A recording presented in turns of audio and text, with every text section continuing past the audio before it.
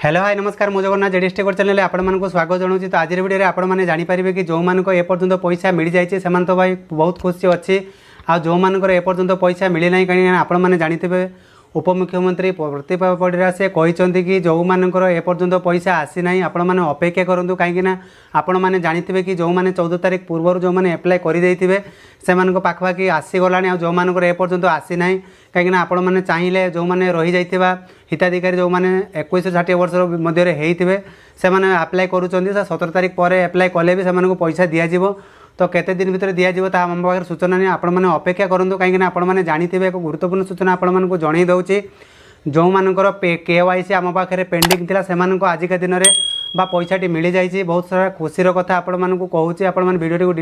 Details से देखिए संपूर्ण तथ्यटी जानीपारे कहीं एमती भी हिताधिकारी रही जो मानकर बैंक अकाउंट में पैसा क्रेडिट होती किंतु से मेसेज आसी ना से किपर जानवे कौ बैंक में आसूसी बोली आपण मानक गत काली एक वीडियो थोड़े जनईली जे आपण मानकर कौ बैंक में पैसा आसो आपण मैंने टाटसटी देखिले संपूर्ण तथ्यटी जानीपारे कहीं गवर्नमेंट तरफ जो जिनसटी माई आधार टाटसटी रही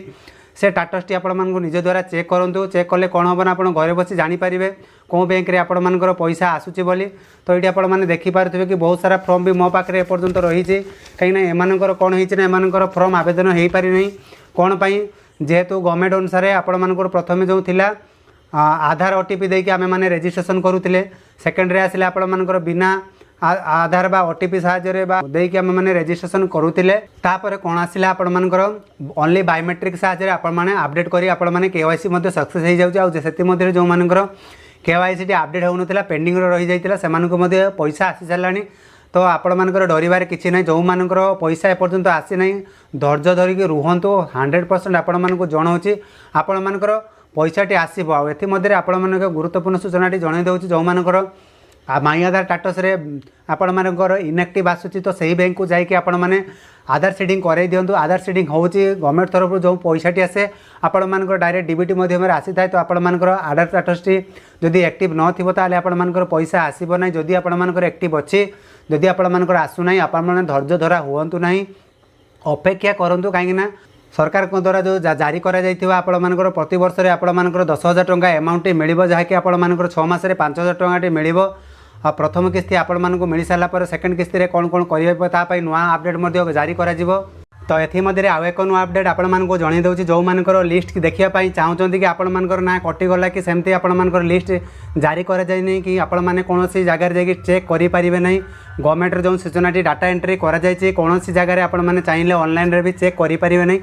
जो जनसेवा केन्द्र में आपण मैंने एप्लाय करते से जनसेवा केन्द्र में आपण मानकर कौन स्टाटस भी शो करिवो नै सेमानकर जो डाटसटी बा EKYC बा पेंडिंग ए जिनसटी आपण मानकर शो करिवो काहे ना आगर जते सारा जेमती कालिया PM किसान होतला आपण मानकर कोन पई मिलु नै आपण माने जेमती ऑनलाइन रे चेक करि पारथिले एथि मध्ये रे आपण माने कोनोसी जगह चेक करि पारबे नै। तो सेति पई आपण मानकु जणै रखुछि आपण माने अपेक्षा करंतु अपेक्षा कले आपण माने संपूर्ण तथ्यटी आपण माने जो मन में द्वंद्व रही है क्लियर हम केतबेले आपण माने बैंक अकाउंट रे पैसाटी क्रेडिट हम एथि मध्ये आपण मानकु कहि रखुछि 100% आपण मानकर